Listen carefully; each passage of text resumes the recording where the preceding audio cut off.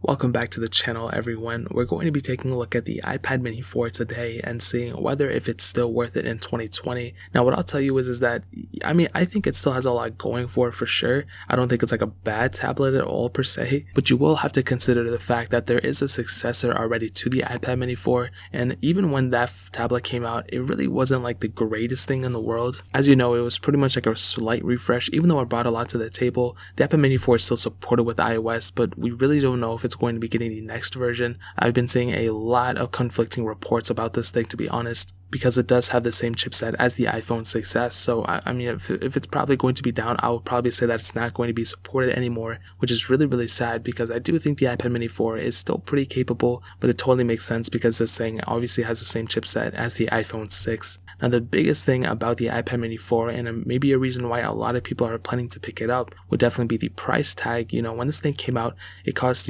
multiple hundreds and hundreds of dollars. I don't really even remember the price tag of it, but I think it was around $4.99 or $5.99. I'll put the price on the screen if I remember, if I messed up, but it was still pretty expensive. But that price since has depreciated. On eBay they're selling for quite cheap, if I'm being honest, but on Amazon they're still selling for about $282, which isn't cheap, but it isn't like super expensive either, and for a pretty capable, still supported tablet, that's not bad. So if you want to pick up the iPad mini 4 for that price, I'll leave a link down in the description below. You can get it from there and help support the channel at the same time. But looking at the screen of the iPad mini 4, it has that infamous 7.9-inch IPS panel. It is a Retina display, so it's 1536 by 2488 by 2048, and it's a pretty good panel still. You know what I mean?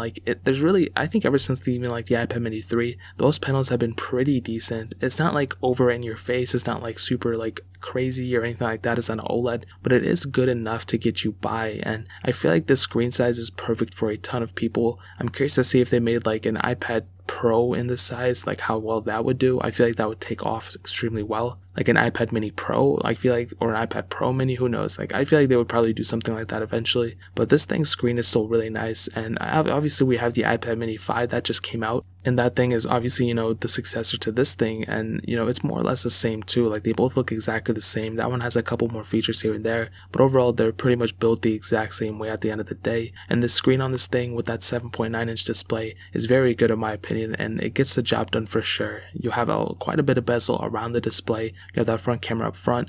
You have that Touch ID sensor at the bottom of the display, and I think it's a very good panel. And with iPad OS and all that, I think it's done a pretty decent job with the iPad mini 4 for sure, and I think it still holds up very well for sure. On the bottom we have a lightning port, we have a headphone jack on this tablet as well, and on the back you can see we have the single camera setup, and I'll hit on that briefly. But like I said before, I don't think a lot of people are planning to use this type of camera in 2020, so it's really like an okay sensor. It's nothing like to write home about or anything, and that really pretty much covers it up in terms of the outside. No IP certification or anything like that, but I think it still feels like a pretty premium tablet for sure. And like I said before, and I'll say this again, it definitely gets the job done in terms of the way it looks, but in terms of the software, this is where things get a little bit weird. So it started off with iOS 9, which was pretty much the same time where the iPhone 4S stopped getting supported. So this was, and it's weird though, because this thing came out in 2015 in September, which was the same time that the iPhone 6s came out. So you would have thought that it would have got the same chipset as the iPhone 6s, but nope, it got the older chipset that was in the iPhone 6, which was the Apple A8 chip. And for sure, what I'll tell you is,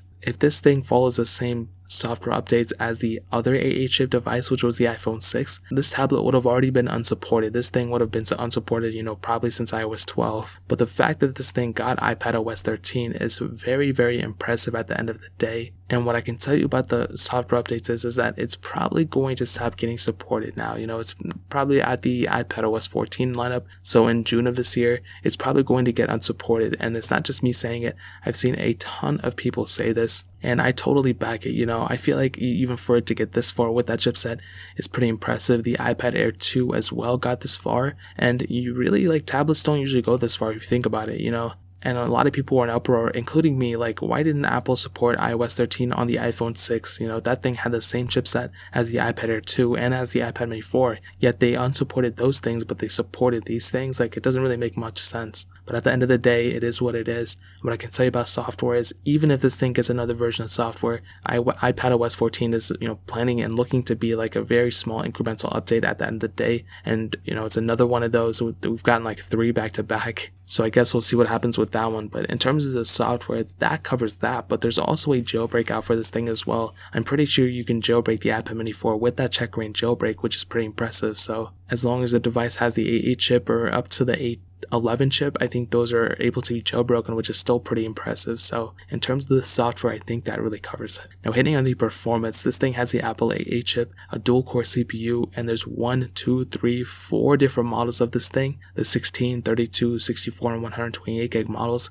and all those models have 2 gigabytes of RAM. And what I can tell you about the performances is that this tablet does a pretty decent job at taking care of what it has. So that 2 gigabytes of RAM really did its justice for sure.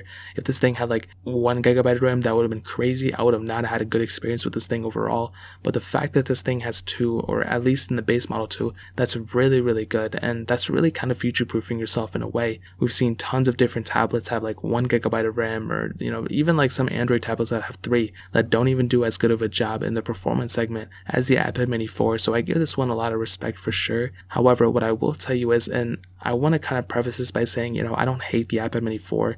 I like this tablet. I think, I've always liked it ever since I reviewed it the first time. But I think in terms of the performance, my opinion back then still kind of stands up to today. And, if you're let's say you're a student or something like that, and you want a tablet to bring with you in class, this isn't that bad of a tablet. I'll be honest, you can probably get through a majority of your work. If you have assignments you need to download or write up papers or whatever, you can probably get it done with this thing. But looking at the longevity standpoint, I don't think you're going to have a crazy good time doing it on something like this. I think you'll be okay. I think you'll definitely get it done and, be okay with it. But I think if you're going to constantly, go to class and pull this thing up and all that stuff, I think it's going to be an okay performing device, versus if you get an iPad Pro, even the 10.5 inch, that thing is probably only maybe a $50 to $100 difference in terms of the, Amazon prices, or even on eBay, you can probably get it much cheaper there. And that thing will give you much better performance. And because that thing has a newer chipset, that thing will also get supported for a much longer duration of time. So as of right now, I don't really think you're going to notice that big of a slowdown if you're someone whose performance is very,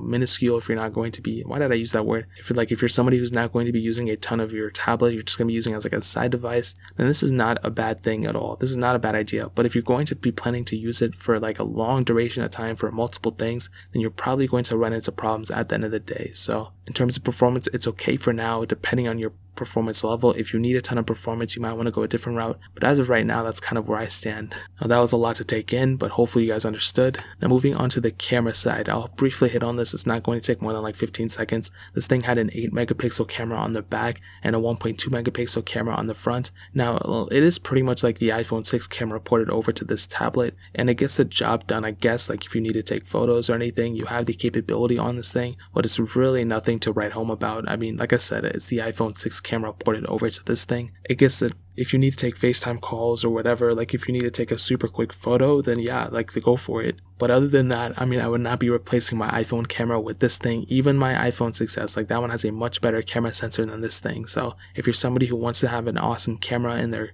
tablet, you might want to go for the iPad Pro 10.5 inch. That one does have a little bit of a better camera sensor than this one. So in terms of the camera, that pretty much covers it. Now, ending it off with the battery life, this thing has a 5,124 milliamp hour battery, and this was probably one of the better things about this tablet for sure, because that screen is, it's a Retina display. It's a pretty high resolution for what it is, and it's a pretty decently big panel. You need a lot of battery to power this display for a long duration of time, and that battery life is pretty respectable. I have a lot of respect for that type of battery life, and I think for sure it gets the job done. It's nothing I think the iPad mini 1 had a really, really good battery life, just because that panel wasn't a Retina display and all those different things. And with the iPad mini 4, I think the battery life is pretty respectable. But like I've been saying, and I've just been bringing up the iPad Pro 10.5 inch so much, that tablet has a very, very good not only panel on it, but also a pretty big battery life on it too, which is pretty impressive. So it's a tie between that one and this one, to be honest. And honestly, to kind of sum up the video and to answer the question, is the iPad mini 4 still worth it in 2020?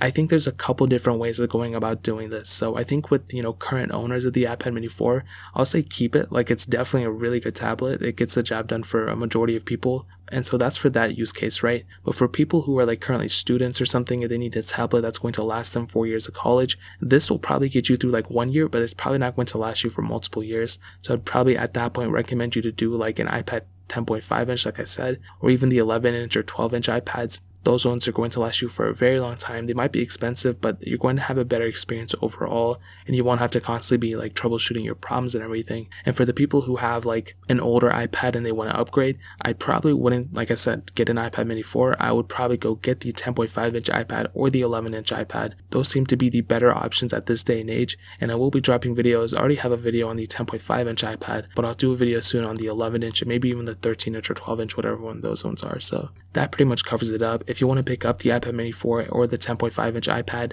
those will be linked down in the description below. You can get them from there and help support the channel at the same time. But that is pretty much it. If you guys have any other questions or anything, leave it down in the comment section below. Hit the like button, that means so much, but definitely hit that subscribe button. Every single subscriber that we get really does count, so it means so much if you guys could hit that. Also check out the other links down in the description as well. My Twitter, my Instagram, my second channel, all those links are linked down below. I'd really appreciate if you guys could check it out. More importantly than everything else, I love every single one of you guys. Hopefully I'll catch you guys in the next video. Peace out till then.